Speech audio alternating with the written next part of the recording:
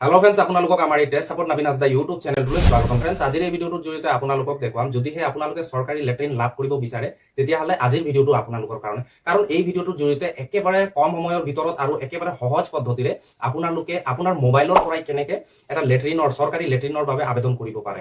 আপোনালোকক লেট্ৰিন দিয়া নহয়, কিন্তু লেট্ৰিন বনাবৰ কাৰণে যি এমাউণ্ট 10,000, 12,000, 15,000 এই টকাটো আপোনাৰ ডাইৰেক্ট বেংক একাউণ্টত সোমাই দিয়া হয়। কিন্তু এই লেট্ৰিনৰ বাবে আপোনালোকে কেনেকৈ আবেদন কৰিব গোটেইখিনি এই ভিডিঅ'টোৰ জৰিয়তে আপোনালোকে গম পাই যাব আৰু আপোনাৰ মোবাইল পৰাই আবেদন কৰিব পাৰিব।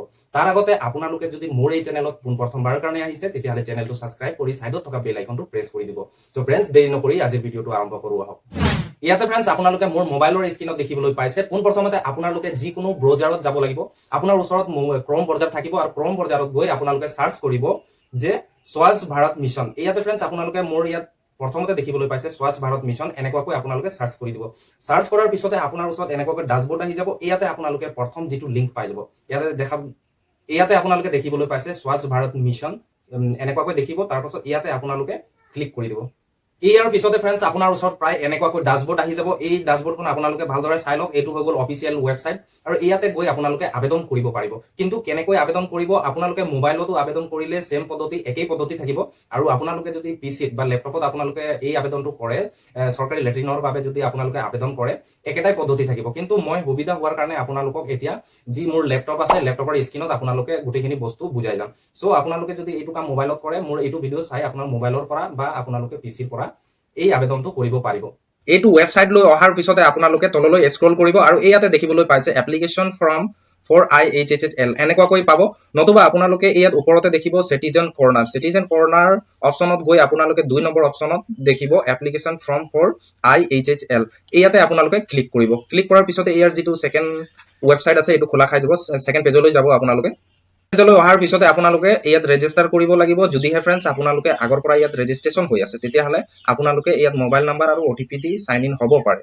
ঠিক আছে ফ্ৰেণ্ডছ, আৰু যদিহে ফ্ৰেণ্ডছ আপোনালোকে আজি প্ৰথমবাৰৰ কাৰণে ৰেজিষ্টাৰ হ'ব বিচাৰে বা আহিছে তেতিয়াহ'লে আপোনালোকে ইয়াত চিটিজেন ৰেজিষ্টাৰ অপশ্যন আছে, ইয়াতে আপোনালোকে ক্লিক কৰিব। ক্লিক কৰাৰ পিছতে ফ্ৰেণ্ডছ ইয়াতে মোবাইল নাম্বাৰ অৰ্থাৎ লগইন আইডি অৰ্থাৎ আপোনাৰ মোবাইল নাম্বাৰটোৱে লগইন আইডি হৈ যাব। তাৰপাছত ইয়াত আপোনাৰ নাম দিব, আপোনাৰ জেণ্ডাৰ দিব, মেল নে ফিমেল ইয়াত দিব। তাৰপাছত আপোনাৰ এড্ৰেছ দিব, ষ্টেট দিব। তাৰপাছত ইয়াতে আপোনালোকে যি দেখিবলৈ পাইছে 1281 এইটো আপোনালোকে হুবহু ইয়াত এণ্ট্ৰি কৰি দিব। ঠিক আছে ফ্ৰেণ্ডছ, ইয়াত হুবহু আপোনালোকক এণ্ট্ৰি কৰিব লাগিব। তাৰপাছত আকৌ ছাবমিট অপশ্যনত ক্লিক কৰি দিব লাগিব। মোৰ যিখিনি ডিটেইলছ আছে মই ইয়াত ফিল আপ কৰি লৈছোঁ আৰু আগৰ প্ৰচেছখিনি আপোনালোকক দেখুৱাই আছোঁ। লগইন বা ৰেজিষ্টাৰ হোৱাৰ পিছতে ফ্ৰেণ্ডছ আপোনাৰ ওচৰত এনেকুৱাকৈ ডাছবৰ্ড আহি যাব, য'ত আপোনাৰ ডিটেইলছখিনি অট'মেটিক ফেটছ কৰি লোৱা হ'ব, যিহেতুকে ৰেজিষ্টাৰ সময়ত আপোনালোকে দিছিলে। তাৰপাছত আপোনালোকে দেখিব ইয়াতে ছাইডত নিউ এপ্লিকেশ্যন আৰু ভিউ এপ্লিকেশ্যন। যদিহে ফ্ৰেণ্ডছ আপোনালোকে আগতীয়াকৈ আবেদন কৰিছে তেতিয়াহ'লে ইয়াত আপোনাৰ এপ্লিকেশ্যনটো চাব পাৰিব যে এপ্ৰুভ হৈছে নে ৰিজেক্ট হৈছে, গোটেইখিনি আপোনালোকে ইয়াৰ পৰা চাব পাৰিব। ঠিক আছে ফ্ৰেণ্ডছ, আৰু যদিহে আপোনালোকে নতুনকৈ আবেদন কৰিম বুলি ভাবিছে তেতিয়াহ'লে নিউ যিটো এপ্লিকেশ্যন অপশ্যন আছে, ইয়াত ক্লিক কৰিব। ক্লিক কৰাৰ পিছত ইয়াত যিটো ছেকেণ্ড পেজ আছে, ছেকেণ্ড পেজটো খোলা খাব। এনেকুৱাকৈ এলিজিবিলিটি ক্ৰাইটেৰিয়াসমূহ ওলাই আহিব। ইয়াত আপোনালোকে পঢ়ি ল'ব ইয়াত কি কোৱা হৈছে, কোনসকল ব্যক্তিয়ে এই আঁচনিৰ ধন বা লেট্ৰিন লাভ কৰিব, গোটেইখিনি ইয়াতে উল্লেখ আছে। আপোনালোকে ইয়াক পঢ়ি ল'ব পাৰে, আদাৰৱাইজ আপোনালোকে স্কিপ কৰিব পাৰে। ঠিক আছে, এনেকৈ স্কিপ কৰাৰ পিছতে আপোনাৰ ওচৰত এনেকুৱাকৈ এপ্লিকেশ্যন ফৰ্ম আহি যাব। ষ্টেট নেম অট'মেটিকেলি লৈ ল'ব। ডিষ্ট্ৰিক্ট নেম আপোনালোকে চিলেক্ট কৰিব লাগিব। ইয়াৰ পৰা ড্ৰপ ডাউন আছে, ড্ৰপ ডাউনৰ পৰা আপোনাৰ যিটো ডিষ্ট্ৰিক্ট চিলেক্ট কৰি ল'ব। চিলেক্ট কৰাৰ পিছতে ইয়াতে ডিষ্ট্ৰিক্ট চিলেক্ট কৰিলে তাৰপাছত আপোনাৰ যিটো ব্লক নেম আছে সেইটো ব্লক নেম চিলেক্ট কৰিব। তাৰপাছত আপোনাৰ যিটো পঞ্চায়ত পৰে সেইটো পঞ্চায়তটো চিলেক্ট কৰিব। ঠিক আছে, তাৰপাছত ভিলেজ নেম আপোনাৰ গাঁৱৰ নাম দিবই লাগিব। তাৰপাছত হেবিটেশ্যন নেম, হেবিটেশ্যন অৰ্থাৎ আপোনাৰ গাঁৱৰ নামেই হ'ব। হেবিটেশ্যন ইয়াতে আপোনালোকে এণ্ট্ৰি কৰি ল'ব। ঠিক আছে, এনেকুৱাকৈ এণ্ট্ৰি হৈ যোৱাৰ পিছতে আপোনাৰ ওচৰত ইয়াত তলত আকৌ কিছুমান অপশ্যন আপোনালোকক ফিল আপ কৰিব লাগিব। Name of the applicant per Aadhaar card বুলি কোৱা হৈছে, আজ পাৰ আধাৰ কাৰ্ড বুলি কোৱা হৈছে। অৰ্থাৎ আপোনাৰ আধাৰ কাৰ্ডত যি নেম আছে হুবহু নেমটো আপোনালোকে ইয়াত এণ্টাৰ কৰি দিব। এণ্টাৰ কৰাৰ পিছত আপোনাৰ যিটো আধাৰ নাম্বাৰ, এই আধাৰ নাম্বাৰটো আপোনালোকে ইয়াত এণ্টাৰ কৰি দিব। ঠিক আছে, আধাৰ কাৰ্ড নাম্বাৰ এণ্ট্ৰি হৈ যোৱাৰ পিছতে আপোনালোকে ইয়াত দেখিবলৈ পাইছে টিকমাৰ্ক এটা দিব লাগিব। ইয়াতে টিকমাৰ্ক এটা লগাই আপোনালোকে ভেৰিফাই আধাৰ নাম্বাৰ অপশ্যনত ক্লিক কৰি দিব। তেতিয়া আপোনাৰ যিটো আধাৰ কাৰ্ডৰ লগত মোবাইল নাম্বাৰ লিংক হৈ আছে সেইটো মোবাইলত এটা OTP যাব। OTP আপোনালোকে ভেৰিফাই কৰি ল'ব।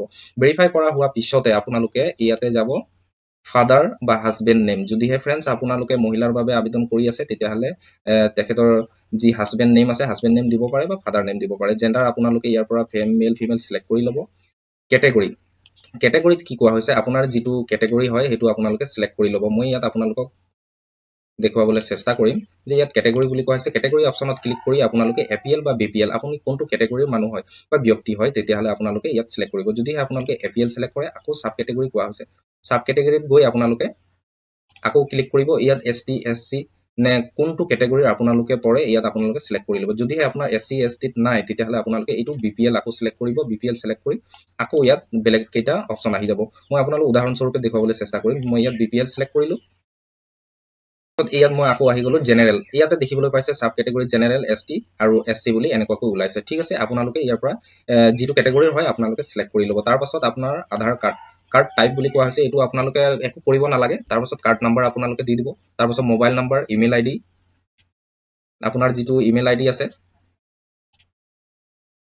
ইয়াতে আপোনালোকে এন্ট্ৰি কৰিব নতুবা আপোনাৰ ইমেইল আইডিটো নিদিলেও হৈ যায় তাৰ পাছত আপোনাৰ যিটো এড্ৰেছ সেই এড্ৰেছটো আপোনালোকে ইয়াত এন্ট্ৰি কৰিব লাগিব এড্ৰেছ এন্ট্ৰি হৈ যোৱাৰ পিছতে আপোনাৰ যিটো বেংক ডিটেইল আছে এই বেংক ডিটেইলছ আপোনালোকক ইয়াত ফিল আপ কৰিব লাগে ইয়াত আইএফএসি কোড কোৱা হৈছে আপোনালোকৰ আইএফএসি কোডটো ইয়াত এন্ট্ৰি কৰি দিব অৰ্থাৎ বেংকৰ যিটো আইএফএসি কোড সেইটো এন্ট্ৰি কৰি দিব যদিহে আপোনাৰ ওচৰত আইএফএসি কোডটো নাই তেতিয়া আপোনালোকে ইয়াৰ পৰা জানি ল'ব পাৰে আইএফএসি কোডটো সাৰ্চ কৰি উলিয়াব পাৰে ঠিক আছে তাৰপাছত নেম অফ দ্য বেংক কোনটো বেংকৰ একাউণ্ট আছে আপোনাৰ ইয়াত এন্ট্ৰি কৰিব ব্ৰাঞ্চ অফ দ্য বেংক বুলি কোৱা হৈছে কোনটো ব্ৰাঞ্চত আপোনাৰ একাউণ্ট আছে তাকো আপোনালোকে ইয়াত দিব তাৰপাছত ব্ৰাঞ্চ এড্ৰেছটো দিব লাগিব আপোনাৰ ব্ৰাঞ্চটো ক'ত আছে আপোনাৰ বেংক একাউণ্ট যে আছে ব্ৰাঞ্চটো ক'ত আছে ইয়াৰ ঠিকনাটো ইয়াত দি দিব ঠিক আছে তাৰপাছত বেংক ষ্টেট বুলি কোৱা হৈছে কোনটো ষ্টেটৰ একাউণ্ট অৰ্থাৎ অসমৰ বাবে আপোনালোকে যদি আবেদন কৰিছে তেতিয়াহ'লে অসম বুলি ইয়াত এন্ট্ৰি কৰি দিব বেংক ডিষ্ট্ৰিক্ট কোনটো ডিষ্ট্ৰিক্টৰ বেংক হয় তেতিয়া আপোনালোকে ক্লিক কৰিব এনেকুৱাকৈ ঠিক আছে অৰ্থাৎ মানে আপোনাৰ ব্ৰাঞ্চটো কোনটো ডিষ্ট্ৰিক্টত আছে সেইটো আপোনালোকে এন্ট্ৰি কৰিব একাউণ্ট নাম্বাৰ আপোনালোকে ইয়াত এন্ট্ৰি কৰিব আকৌ আপোনাৰ কনফাৰ্ম কৰিব লাগিব অৰ্থাৎ ৰিটাইপ কৰিব লাগিব আপোনাৰ যিটো একাউণ্ট নাম্বাৰ তাৰ পাছত আপোনালোকে কি কৰিব ইয়াতে দেখিবলৈ পাইছে scan first page of passbook বুলি কৈছে অৰ্থাৎ আপোনাৰ বেংকৰ যিটো প্ৰথম পেজ য'ত আপোনাৰ নাম একাউণ্ট নম্বৰ আইএফএসি কোড গোটেইখিনি দিয়া আছে সেইটো পেজ আপোনালোকে ইয়াত আপলোড কৰিব ব্ৰাউজ অপশ্যনত ক্লিক কৰি আপোনাৰ যিটো ডকুমেণ্টছ আছে সেই ডকুমেণ্টছটো আপোনালোকে ইয়াত আপলোড কৰিব লাগিব আপোনাৰ যিটো বেংক একাউণ্ট আছে সেইটো আপলোড হৈ যোৱাৰ পিছতে আপোনালোকে কি কৰিব ইয়াত এপ্লাই অপশ্যন দেখিবলৈ পাইছে এই এপ্লাই অপশ্যনত আপোনালোকে ক্লিক কৰিব লাগিব আৰু আপোনাৰ যিটো এপ্লিকেশ্যন সাবমিট প্ৰচেছ এইটো সম্পূৰ্ণ হৈ যাব সো ফ্ৰেণ্ডছ আপোনালোকে যদি ইয়াত ডকুমেণ্টছটো আপলোড নহয় আপোনাৰ কোনটো সাইজৰ ডকুমেণ্টছ বা কোনটো ফৰমেটৰ আপোনালোকক ইয়াত ডকুমেণ্টছ আপলোড দিব লাগিব গোটেইখিনি আপোনালোকে ইয়াতে দেখিবলৈ পাব ইয়াতে দেখিবলৈ পাইছে অনলি পিডিএফ বা জেপিইজি বা জেপিজি পিএনজি আৰু এলাও বুলি কৈছে অৰ্থাৎ আপোনালোকে এই যিটো ফৰমেট আছে এইটো ফৰমেটতহে আপোনালোকে ফাইল আপলোড কৰিব আৰু 200 KB তলত হ'ব লাগিব বুলি কোৱা হৈছে